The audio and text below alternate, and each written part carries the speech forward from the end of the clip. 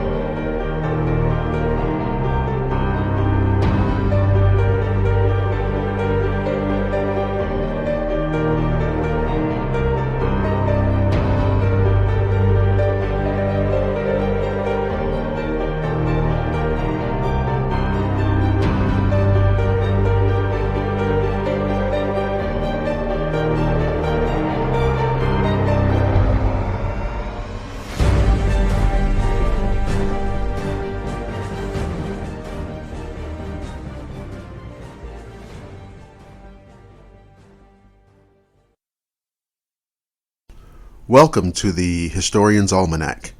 I'm your host, Dr. William Lester. On this edition of the show, the 1916 Jersey Shore shark attacks. Nearly 60 years before Peter Benchley's novel, Jaws, a real man-eater lurked the waters of the New Jersey coast. It was July 1st, 1916, and in Beach Haven, the tourist season was in full swing. The beaches were filled with sunbathers and the ocean with swimmers. Everything seemed like just another hot July day. But this day would be different from any other. A young Penn graduate named Charles E. Van Sant, a resident of Beach Haven, died after having been attacked by a shark while out swimming. A lifeguard pulled him in and tried to stop the profuse bleeding, but Charles could not be saved. Scientists in the area wrote this off as a singular freak occurrence. They could not have been more wrong. 5 days later, the shark would strike again, 45 miles to the north, near the Essex and Sussex Hotel in Spring Lake.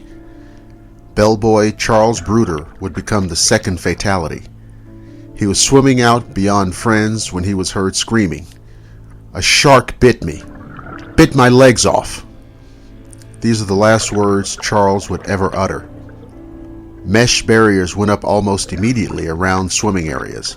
Still, it was too late to save the rest of the tourist season. What would happen next would elevate the panic to a new level.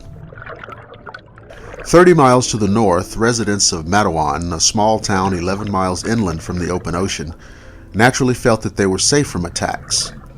Swimmers here were confined to the Matawan Creek, a narrow tidal creek that wound its way to the bay. A retired fishing boat captain, Thomas Cottrell, was walking home after a successful day of fishing. When he crossed over Matawan's new trolley drawbridge, he noticed something that seemed almost impossible. A huge shark was heading up the inland waterway. He couldn't believe his eyes. But confident that what he saw was very real, Cottrell ran into Matawan to warn everyone. Though the citizens were all aware of the 2 shark attacks on the coast, no one could really believe that there was any great threat of an attack in a small body of fresh water.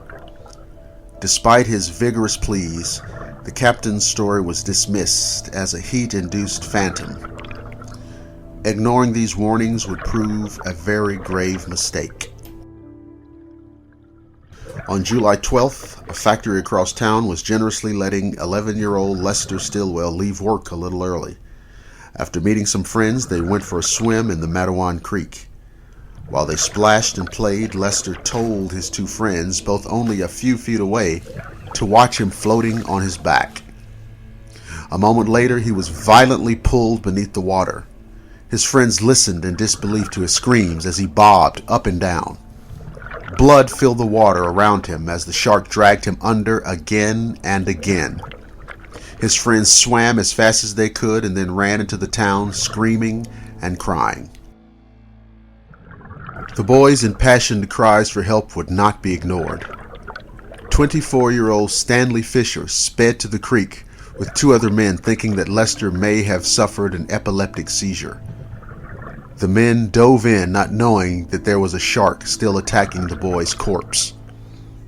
Stanley Fisher attempted to pull the bloody body away from the shark and was also attacked.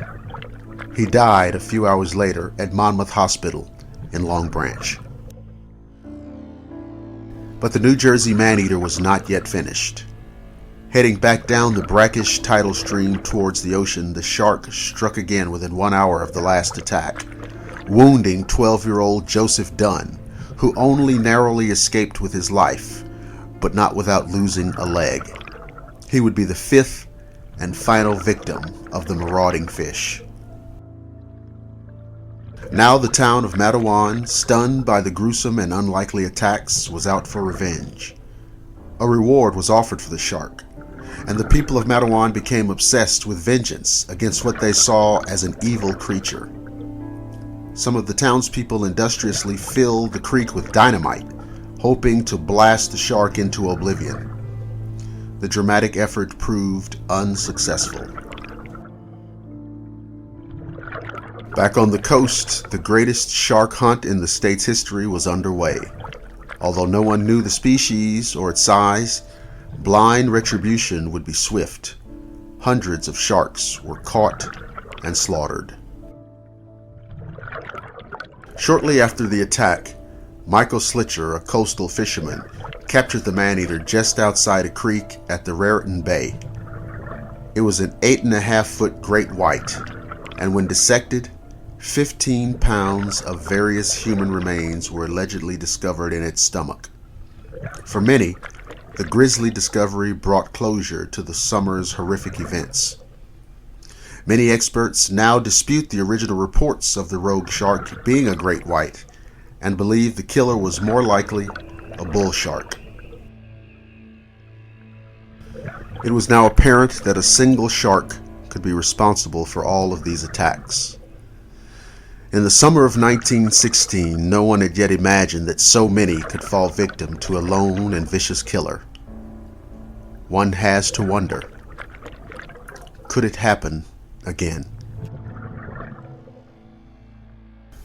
That concludes another episode of the Historian's Almanac.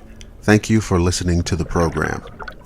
I'd like to invite you to listen to my other program, Agenda Earth, with co-host Mark Zaski. The show can be heard on the Blackwater Media YouTube channel, the Shadowland Radio Show Facebook page, the Crypto Reality YouTube channel, and the Agenda Earth Facebook page. The Historian's Almanac can also be heard on the Blackwater Media YouTube channel and the Historian's Almanac Facebook page.